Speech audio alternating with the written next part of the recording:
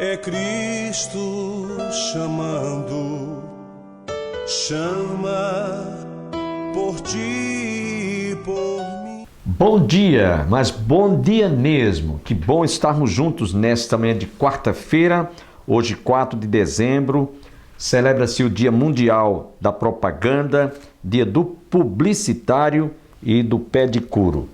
Você que está conosco nesta manhã deve estar lembrado, ontem nós iniciamos a primeira parte de uma mensagem que nós transmitimos em nosso templo com o título Antes e o Depois com Jesus. Esta palavra baseada no encontro da mulher samaritana no poço de Jacó. Hoje nós vamos concluir esta palavra que Deus nos deu. Antes, porém, eu quero ler o provérbio do dia. Você que está conosco, abra sua Bíblia no livro de Provérbios, capítulo 11, versículo 1, que diz: balança enganosa é abominação para o Senhor, mas o peso justo é o seu prazer. Este provérbio nos ensina que Deus abomina 2 pesos e 2 medidas. Você precisa realmente de lembrar-se das palavras de Jesus, que a vossa palavra seja sim, sim, não, não, porque o que disso procede vem do maligno. Queremos antes lembrar aos nossos amigos telespectadores que nós estaremos realizando a nossa 12ª excursão e não há mais como você ir conosco, até porque o pacote está fechado, mas programe-se para a próxima excursão e daqui a alguns anos nós estaremos fazendo uma outra programação, uma outra excursão. Lembrando que o programa Opção para a Vida periodicamente realiza esta viagem para aqueles que desejam pisar na terra por onde Jesus passou, onde ele esteve, onde ele nasceu, os milagres que ele realizou em toda aquela região do estado de Israel. Portanto, no dia 21 deste mês, se Deus assim nos permitir, nós estaremos viajando e retornaremos no dia 1º de fevereiro. Vamos registrar tudo durante a nossa excursão. Sem perda de tempo, fiquemos com a conclusão desta mensagem, o antes e depois com Jesus.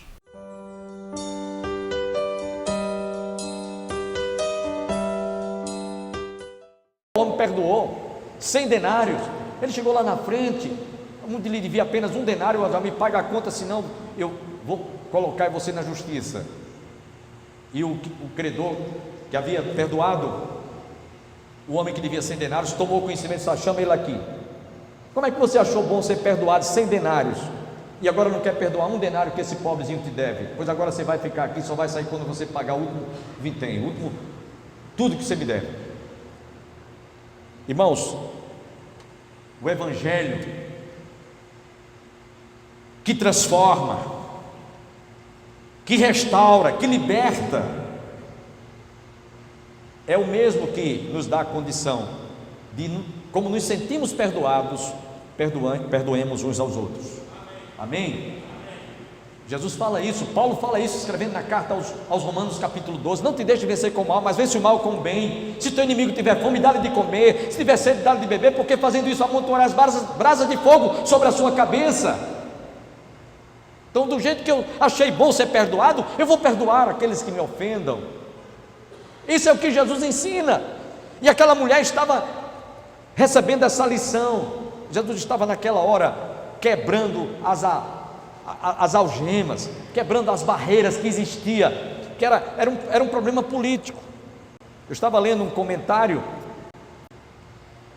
e o comentarista ele diz o seguinte: quando houve aquele rompimento lá no Antigo Testamento entre os judeus e os samaritanos, era um problema mais político, religioso. Então Jesus estava lá, quando pediu a mulher para que lhe desse de beber, a mulher criou aquele problema, suscitou aquele clima: olha, sendo tu judeu, vem a mim, pede de beber, dá de beber. Irmãos, preste atenção, antes e o depois com Cristo. Antes a vida é desregrada. O indivíduo, eu vou usar aqui uns termos aqui que nem gostaria de usar, é raparigueiro. Esse era o termo antigo que se usava.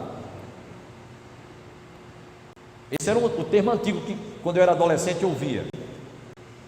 O indivíduo era caloteiro, pintava e bordava, deitava e rolava, fazia todo tipo de estripulia, era desonesto, estuprador, fazia tudo que vocês imaginarem, antes de conhecer Jesus.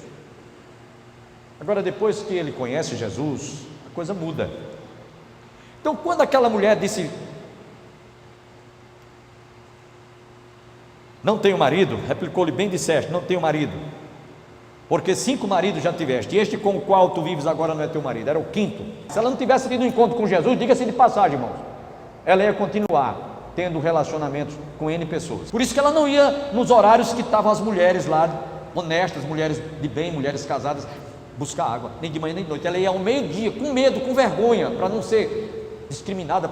Mas Jesus queria alcançar aquele coração, e aí ele vai de encontro, ele vai exatamente, Jesus atira no alvo, na mosca. Vai chamar o teu marido. Não teu marido, tiveste sim, que esse com o qual tu vives agora não é teu marido. Sabe o que ela fez, irmãos?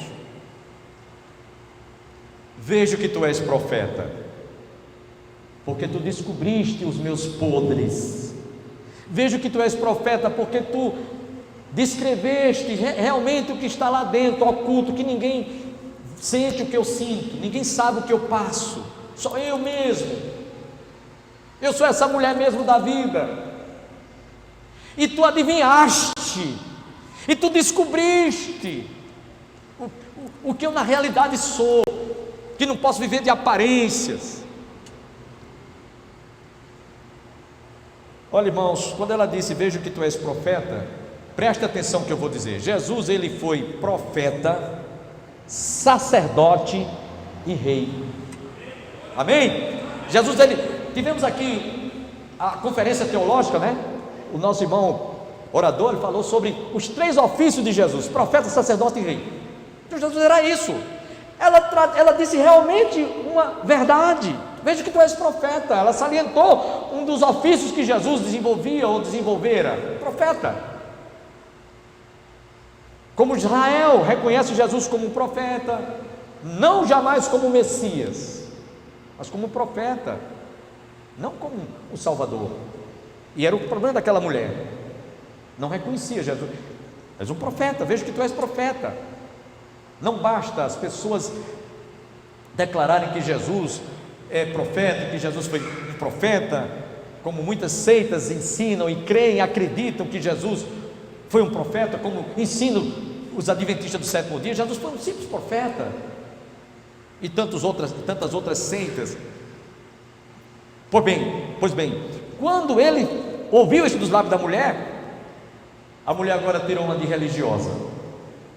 Sabe, irmãos, antes de Jesus todo mundo tinha uma religião, batia no peito e dizia: a minha religião é suficiente, a minha religião me ensina a adorar a Deus, a minha religião me leva a fazer caridade, a dar esmolas, a minha religião, ela me leva, me conduz a realmente me sentir bem quando eu faço bem a alguém. Eu já tenho a minha religião. E cada um bate no peito e diz: eu sou adepto da religião A, B, C, eu sou espírita, eu sou católico, apostólico romano, eu sou mórmon, eu sou testemunho de Jeová. Então começam a declarar a filiação da religião a qual ele pertence, como se isso fosse uma identidade e uma garantia para que a pessoa realmente esteja bem com Deus. Puro engano. O inferno está cheio de pessoas religiosas. Repito, o inferno está cheio de pessoas religiosas.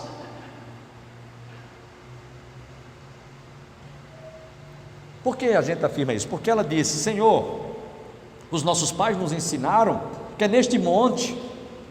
Que monte ela estava falando aqui?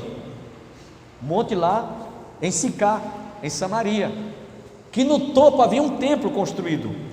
Os nossos pais adoravam neste monte, vós entretanto dizeis que é em Jerusalém o lugar onde se deve adorar. Então havia um monte lá em Sicá, como eu disse há pouco, e havia outro lá em Jerusalém, que era o lugar onde estava na esplanada do templo. E aí Jesus procura corrigir para aquela mulher: mulher, podes crer-me que a hora vem em que nem neste monte, nem em Jerusalém adorareis o Pai. Vós adorais o que não sabeis, vós adorais o que não conheceis, nós adoramos o que conhecemos, porque a salvação vem dos judeus.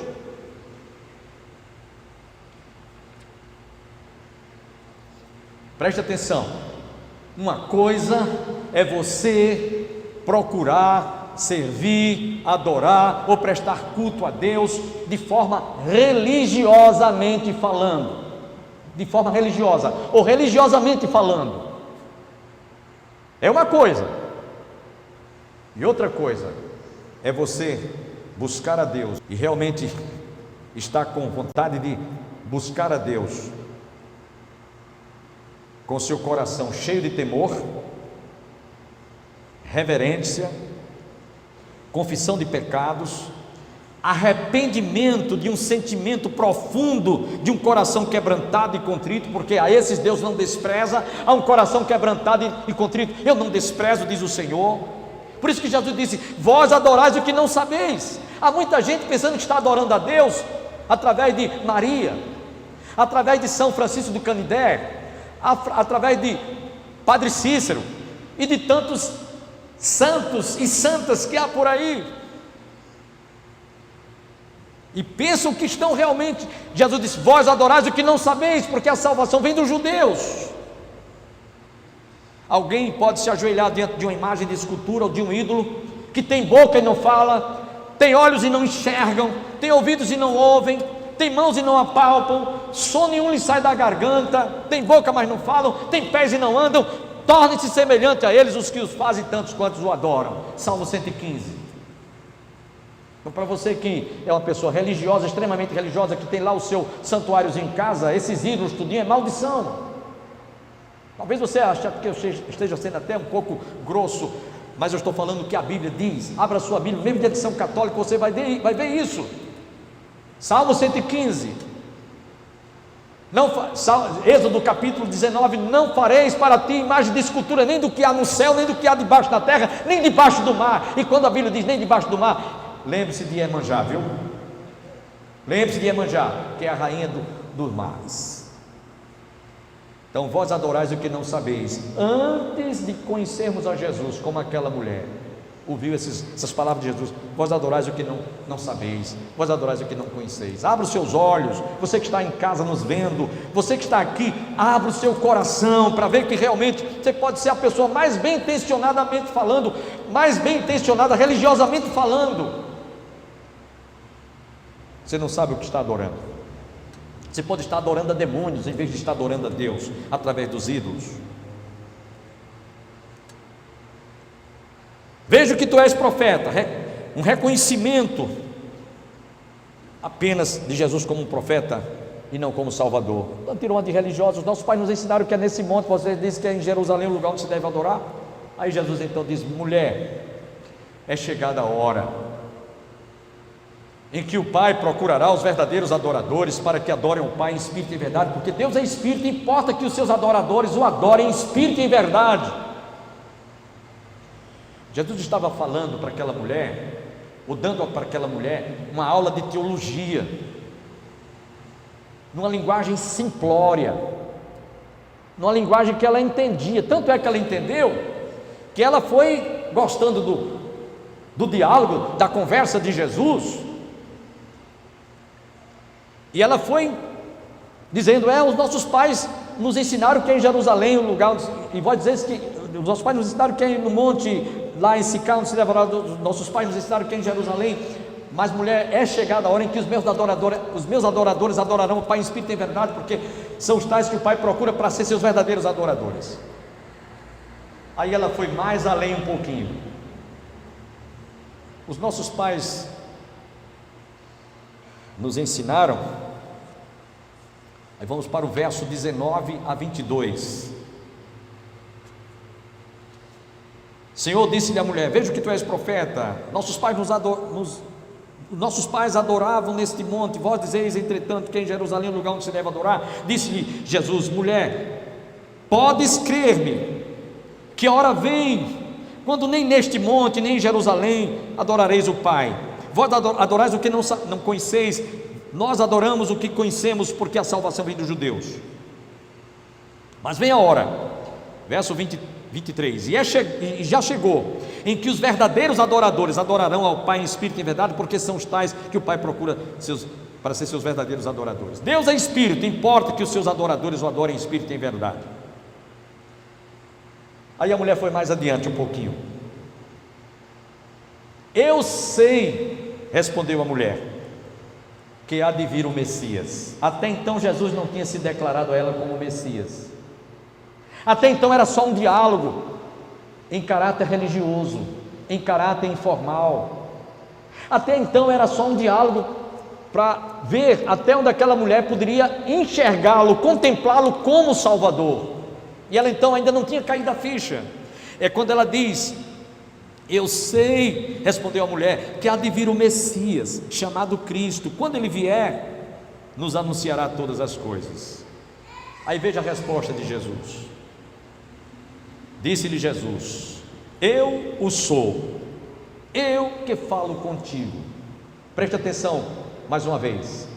Essa foi a única pessoa em que Jesus se declarou o Messias, enviado à casa de Israel, ou seja, como o Salvador, num diálogo pessoal, um tratamento personalizado. Os outros praticamente apenas tiveram o conhecimento que Jesus era o Salvador pelas palavras que ele dizia, mas essa aqui, ela foi a única que disse: olha, eu sou esse Salvador que você está esperando, que você está aguardando. Por exemplo, quando Jesus foi apresentado no templo, Simeão tomou o menino nos braços, e pelo que ele tinha já conhecimento de tantas profecias que ele tinha estudado e ouvido, ele disse: despede agora em paz o teu servo, Senhor, porque os meus olhos já viram a tua salvação. Não foi isso? Mas aqui foi Jesus labiamente falando, de lábios, seus próprios lábios, dizendo: eu sou esse Salvador. E é aqui, irmãos, quando vocês vão ver daqui para frente o depois com Cristo. Digam comigo: o depois com Cristo. Digam comigo mais uma vez: o depois com Cristo. Que eu e você passamos a desfrutar, ou a experimentar, ou a sentir, depois que nós também tivemos o encontro pessoal com Jesus. Glória a Deus. Que eu diria, essa mulher, meus irmãos, teve o privilégio de ouvir dos lábios sacrossantos do próprio Jesus: eu sou o teu Salvador, eu vim para salvar a tua alma, eu vim para resgatar você, eu sou aquele que veio buscar e salvar o que estava perdido, eu sou aquele que disse: os sãos não precisam de médicos e sim os doentes. Você é uma mulher doente que traz a chaga, traz o vírus do pecado, e eu vim para resolver o teu problema, eu vim para te dar vida e vida com abundância. Eu sou esse Salvador que você procurava. E aí a vida desta mulher, a partir dos versos 26 a 29, que ela era uma mulher possivelmente somente religiosa, mas naquele instante, diz o texto, quando ela ouviu estas palavras: sou eu que falo contigo, diz o texto que ela deixou de pronto o cântaro aos pés de Jesus. Os apóstolos, quando vieram, viram os apóstolos, quando voltaram, encontraram ainda aquela mulher conversando com Jesus. E quero dizer uma coisa importante também aqui: os judeus até hoje guardam e conservam essa tradição. Os judeus não se aproximam de mulheres, se não for a esposa dele, ou filha, ou mãe. Mas mulheres estranhas, eles não se aproximam dela. Eu me lembro bem, a irmã Aurizete, ela lembra dessa cena.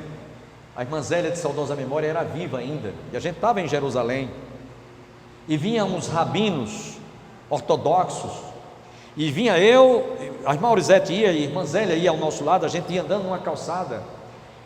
A irmã é testemunha disso. Ele deu um pulo para não passar perto dela. A gente ia subindo uma escada, eu lembro bem, e ele vinha descendo a escada, mas para não passar roçando nelas, ele deu um pulo, como eu há pouco exemplifiquei aqui. Imagina Jesus conversando com uma mulher de vida duvidosa.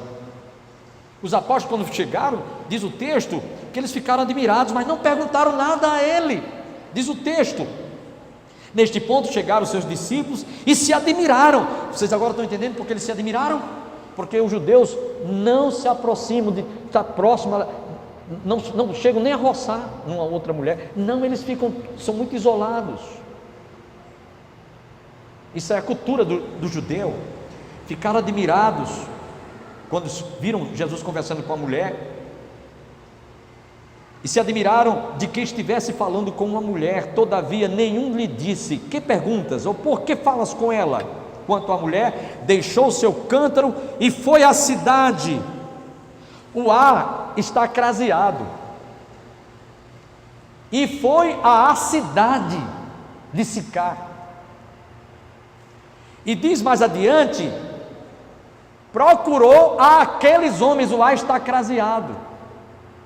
Porque a Bíblia diz que ela foi à cidade e procurou aqueles homens. Sabe o que é que eu imagino? A Bíblia não diz isso, mas eu imagino que ela deve ter procurado exatamente os homens com os quais ela se relacionava, os homens com os quais ela mantinha uma vida como amante.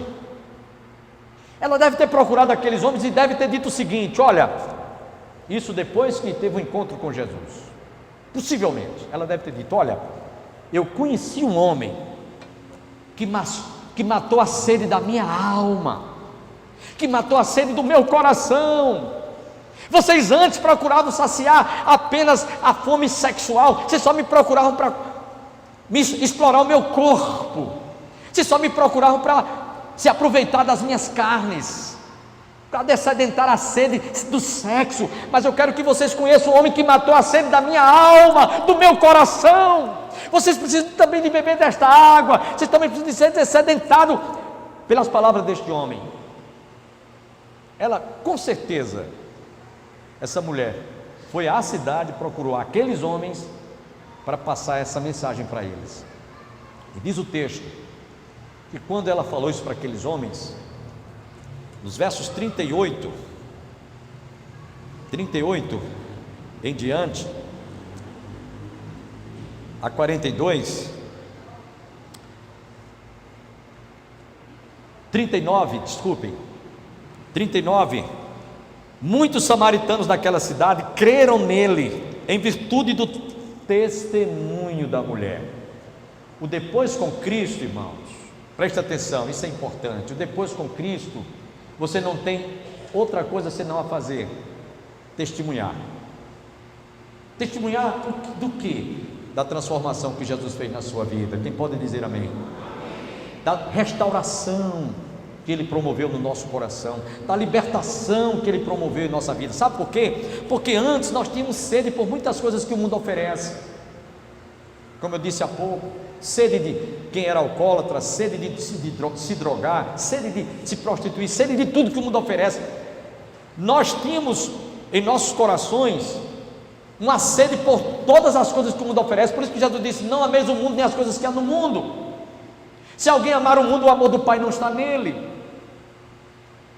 O hedonismo estava aqui na cabeça da gente, o hedonismo estava aqui no coração de cada um de nós. O que é que eu estou querendo dizer?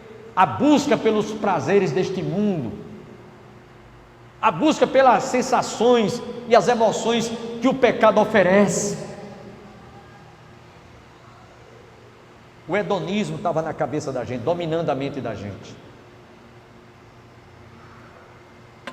Mas quando Jesus entra no coração da gente, tudo se transforma.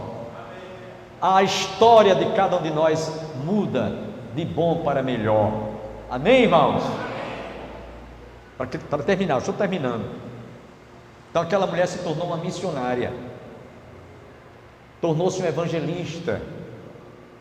Ela procurou realmente incutir na mente e no coração de tantas quantas pessoas. Elas certamente se decepcionaram. Eu acredito que depois daquele encontro com Jesus, ela passou a ir buscar água de manhã e de tardezinha. Não tinha mais vergonha. Por que não tinha mais vergonha? Porque ela não estava mais andando como anteriormente, como antigamente ela andava, como uma prostituta. É possível que ela tenha procurado até as mulheres cujos maridos ela tenha se relacionado. Olha, você me perdoa, porque eu antes andei assim, fiz isso e aconteceu porque eu não conhecia Jesus, mas depois que Jesus entrou na minha vida. Santo Agostinho, ele dizia que o homem tem um vazio no coração.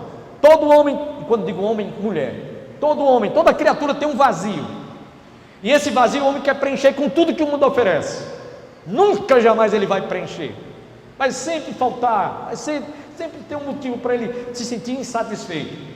Aí Santo Agostinho dizia: esse vazio é do tamanho de Deus. Esse vazio que o homem tem no coração, na hora que ele é preenchido, pronto, o homem se realiza. Há um hino que nós cantamos, hoje de manhã até eu citei, um hino muito conhecido, antiguíssimo, que diz: eu não quero saber quem eu era, quero saber quem eu sou. Amém? Então, quando Jesus entra no coração da gente, tudo muda. O indivíduo era trambiqueiro, era ladrão, era traficante, era viciado, era raparigueiro, era drogado, era cachaceiro, era tudo que vocês imaginarem de ruim. Mas quando Jesus entra, o depois com Cristo é diferente. Amém? O que é que diz 2 Coríntios 5,17? Se alguém diz que está em Cristo, nova criatura é, as coisas velhas já passaram, tudo se faz novo, vida nova com Cristo. E é isso que aconteceu com aquela mulher, é isso que acontece quando alguém tem um encontro com Cristo. Por isso que eu coloquei esse tema, esse título: o antes e o depois com Cristo. Amém? Fiquemos em pé. Eu não sei se tem aqui alguém visitante nesta noite que, quem sabe, ainda não teve um encontro com Cristo. Talvez antes você vivia ou vive essa vida toda aí que nós, em alguns pontos, salientamos nessa meditação. Mas você quer realmente mudar de vida, quer melhorar de vida, quer sair dessa situação em que você se encontra, de derrota, de fracasso? Entregue a sua vida para Jesus. Tem alguém nos visitando nesta noite que ainda não é evangélico, que ainda não fez a sua decisão? Tem alguém? Levante a sua mão. Temos ali um jovem, muito bem, pode baixar a sua mão. Tem mais alguém? Tem mais alguém? Levanta a sua mão, não tem acanhamento. Pastor, eu não tinha essa vida que essa mulher tinha não, mas eu confesso que eu não me senti assim uma pessoa tão bem, e eu quero me sentir bem depois que tiver um encontro com Jesus. Tem alguém nesta noite?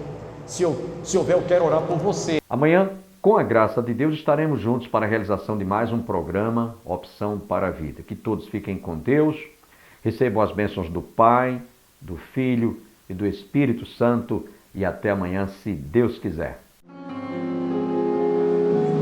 Eu não tenho nada que não venha de Deus. Eu não me exalto, pois eu sei quem sou, pobre pecador, de quem Deus teve compaixão. Estou plenamente convencido, a minha riqueza, que minha riqueza não está aqui. Pouco me importa o que ganhar, nada me importa o que perder. Sei que o meu tesouro está no céu, tudo que eu tenho é de Deus. Estou plenamente convencido que minha riqueza não está aqui. Não são coisas, pouco me importa